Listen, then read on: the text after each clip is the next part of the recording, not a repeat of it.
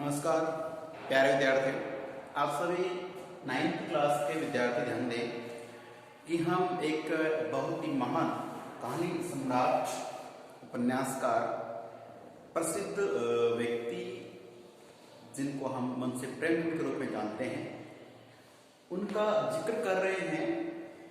उनको लेकर एक फोटो है। उस फोटो में उन्होंने जो जूते पहन रखे हैं, उन जूतों में बाएं पैर का जूता है वो थोड़ा फटा हुआ है। उस जूते को लेकर उनका एक मित्र है, वो भी लेखक अच्छे कवि हैं, हरिशंकर परसाई, वो उन पे व्यंग्य करते हैं, कमेंट करते हैं और कहते हैं कि हे मुंशी प्रेमचंद, आप इतने बड़े महान व्यक्ति हैं और उसके बावजूद आपको फोटो खिंचाने का चाव नहीं है, तहजीब या तमीज नहीं है कि फोटो में अगर आपका कोई भी अस्त्र वस्त्र जो भी कहे ऐसा वैसा दिखता तो लोग क्या कह सकते हैं, आपने सोचा नहीं है। इसका मतलब ये है कि हरिशंकर परसाई, मुंशी प्रेमचंद और उनकी पत्नी दोनों की फोटो जो है उसको देख करके बस अपने विचार व्यक्त कर रहे हैं और विचारों के आधार पर ही समाज के दोगलेपन को पेश करते हैं कि समाज में लोग जो हैं कई प्रकार की सोच समझ रखते हैं। कुछ लोग होते हैं वो बाह्य दिखावे को ज्यादा महत्व देते हैं, बाह्य दिखावा, ठीक है, भले ही अंदर से कैसी रिश्ते क्यों ना हो। जैसे मान लीजिए आप और हम जो भी हैं क्या करते हैं, अभी सर्दियाँ चल रही हैं तो अब तो 9th क्लास के बड़े होनहार विद्यार्थी हैं और काफ़ी जज्बे वाले विद्यार्थी हैं, तो आप तो खैर अच्छा ही रिस्पॉन्स देते हैं। सर्दियों में बहुत से लोग होते हैं जो ठंडे पानी से नहाते ही नहीं, गर्म करने की व्यवस्था नहीं है या करते नहीं, आलस से ही हो जाते हैं और ठंडे से काम भाई केवल मुँह धोया और बढ़िया मुंह पे आराम खूब सारे आजकल प्रसाधन सामग्री आती है, वैसलीन वगैरह, क्रीम वगैरह लगाए, थोड़ा सा बालों में पानी मारा और बाल बनाए, फिर तो बस स्वेटर जैसे पहले कौन देखता है कि नहाए कि नहीं नहाए, ये भाई ये दिखावा है। जबकि हमारा पूरा शरीर है उसको भी भाई साफ होने की जरूरत है, नहाना चाहिए ना, लेकिन नहीं, साफ सर्दी है तो बस थोड़ा ये गले से लेके ऊपर फेस हमने थोड़ा दिखा हमें नहाया जैसा है, थोड़ा तेल पानी लेके बालों में लगा ले, बस हो गई काम, थोड़ा परफ्यूम डीओ लगा ले, बस उसके बाद तो हीरो नंबर 1। ये बाह्य दिखावा है। जबकि हमारा जैसे ब्रश करना है, पेट है या जो भी है, तो कुल मिला के अंदर कितनी जो है सफाई की आवश्यकता है हम नहीं कर पाते। वो उसी प्रकार से कुछ व्यक्ति ऐसे होते हैं जो बाह्य दिखावे को ही सब कुछ मानते हैं, सच्चाई कुछ और होती है, ठीक है, ये ध्यान रखना है। तो यहाँ पे एक पक्ष जो मुंशी प्रेमचंद वो तो वास्तविकता, सच्चाई को बयान कर रहे हैं कि जूता फट रहा है तो फट रहा है, उंगली दिख रही तो दिख रही, मुझे इससे कोई फर्क नहीं पड़ता, जैसा मैं हूं वैसा दिखूंगा। और हरिशंकर परसाई कहते भाई ये जमाना है, समाज यहाँ लोगों के सामने कुछ बनकर कुछ अलग दिखना पड़ता है, भले ही हमारे पास वो चीज है या नहीं। मैं बार बार यही जिक्र कर रहा हूं तो पाठ आपके समझ में आना चाहिए, ठीक है। अब बात करते हैं थोड़े पाठ के आधार पे कि टोपी 8 आने में मिल जाती है उस जमाने में और आज भी ऐसा है। आप अपने पैर के सैंडल, जूते जो 100-200 से आजकल क्या कमाते होंगे, 150-200 रुपए से लेकर के मैं समझता हूँ हजारों रुपए में आते हैं जूते, 10-15 हजार के जूते पहनते हैं लोग। समझने वाली बात, अचंबा होता है मुझे जैसे को, तो खैर कोई बात नहीं है। तो जूते आज भी महंगे हो रहे हैं और टोपी जो है कितने में आ जाएगी, है 10-20-50 में तो कर नहीं आएगी, लेकिन मान लो 100-150 रुपये में अच्छी टोपी आ जाती है। अगर 500-700 खर्च करें तो आप तो महाराज लग रहे हैं ना। तो वही बात है, टोपी, यहाँ पे टोपी जूते का क्यों जिक्र कर रहे हैं हरिशंकर परसाई, क्योंकि वो एक कमेंट है। सिर जो हमारे गर्व का, हमारी शान का प्रतीक होता है, उस पे जो हम वस्त्र या कोई चीज पहनते हैं उसका मूल्य कम है और पैरों में पहने जाने वाले जूते का मूल्य अधिक है। आपको समझ रहे, ये समाज के दोगलेपन पे, समाज में अवसरवादिता जो होते हैं उनके आधार पे बात कर रहे हैं। देखते हैं आगे कि टोपी 8 आने में 8 आने, फिर मैं कह दूं 4 आने, तो 4 आने। अगर पैसे की बात करो तो इसी को कहेंगे 25 पैसे, ठीक है, इसको कह देंगे 50 पैसे और 1 रुपये में 100 पैसे। 4 आने 54, कई प्रकार की भाषा है।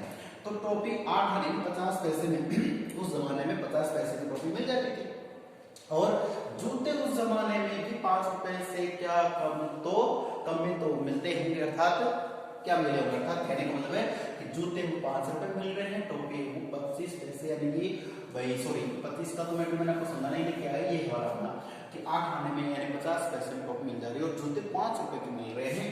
खैर बात नहीं, जूता हमेशा टोपी से कीमती रहा है, उस जमाने में भी तो और आज भी है।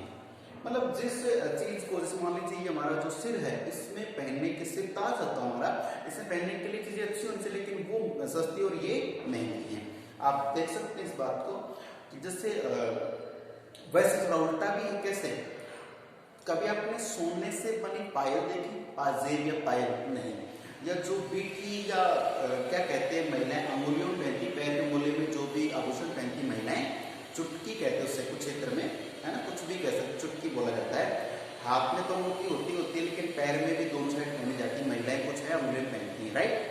और पायल, तो चुटकी और जो पायल पहनते हैं वो किस धातु की होती है? चांदी की। यहाँ थोड़ा सा लगा कि चांदी है वो पैर में पहनी जाती है, और सोना जो है वो गले में पहनते हैं, हाथ में भी कंगन हो सकता है, मोटी हो सकती है। हम चांदी को थोड़ा नीचे माना कर, सोने को ऊपर, लेकिन ध्यान रखो चांदी पैर से शुरू होकर सिर तक आ जाती है, फिर वो रकड़ी चांदी की भी आजकल कानों के कई प्रकार के बनते हैं। तो सोने चांदी में भी समाज को देखा जाता है किस प्रकार से छोटा बड़ा है। यहाँ जूते टोपी की बात कर रहे हैं, तो जूता हमेशा टोपी से कीमती रहा है, चलिएगा। उसके बाद बात करते हैं कि तुम महान। अब ये जो ना हरिशंकर प्रसाद में दुख होता है कि देखिए जो मेरा मित्र है मुंशी प्रेमचंद, वो एक महान कथाकार, कहानीकार, बहुत ज्यादा अच्छी कहानी लिखते हैं, तो लोग उन्हें जानते हैं, महान कथाकार हैं, उपन्यास सम्राट हैं, युग प्रवर्तक हैं। और मगर पता नहीं उनकी फोटो में तुम्हारा जो जूता फटा हुआ है, फोटो में तुम्हारा जूता फटा हुआ है, तो यहाँ पे आपका एक कभी महसूस हो रही कि आप जूता फटा हुआ, इतने महान आदमी, अचंबा होता है। तो यहाँ देखिए ये कमेंट है, एक व्यंग्य है कि कुछ व्यक्ति जो समाज में, देश दुनिया में उनकी प्रतिष्ठा अगर बड़ी है तो उनका रहन सहन खान पान उसी हिसाब से होना चाहिए। लेकिन मुंशी प्रेमचंद जी कहते हैं कि भाई देखिए महान इंसान है ठीक है, लेकिन जो चीजें आम आदमी के लिए जिसकी जो पकड़ में है, उसकी जो ग्रिप्स में है, उसकी जो पैसे के अनुसार है, उसे वही करना चाहिए, ठीक है।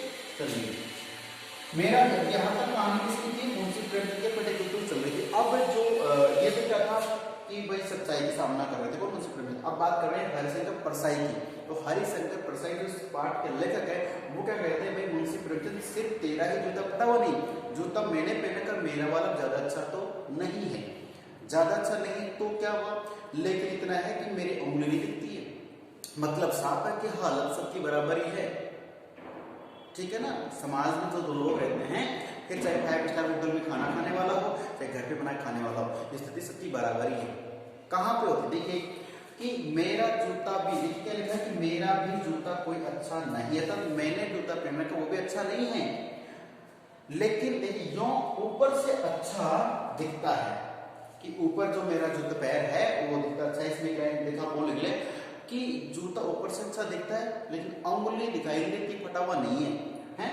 इसका मतलब है कि हम बाह्य तौर पे दिखावे में मैं ठीक हूं, सच्चाई क्या है, पर नीचे का तला फटा हुआ है। मेरे जूते को ऊपर का जो ये मेरे पैर के ऊपर आ रहा है ये तो ठीक है, लेकिन नीचे जो तली होती, तला होता है वो फटा हुआ है। और कई बार तो चलते चलते जमीन पर चलता हूँ तो पत्थर से, बजरी से टकरा के मेरा पैर लहूलुहान हो जाता है। इसका मतलब ये हुआ कि जो बाह्य दिखावा करके कुछ लोग जीते हैं, हकीकत में उनके भी हालात औरों से बदतर होते हैं। इसका मतलब इस पाठ से निष्कर्ष ये निकलता है कि हमें जो दिखावे की जिंदगी है, प्रदर्शन वाली जिंदगी है, वो छोड़ करके सच्चाई का सामना करना चाहिए, जैसे हम वैसे दिखने चाहिए, ध्यान रखना।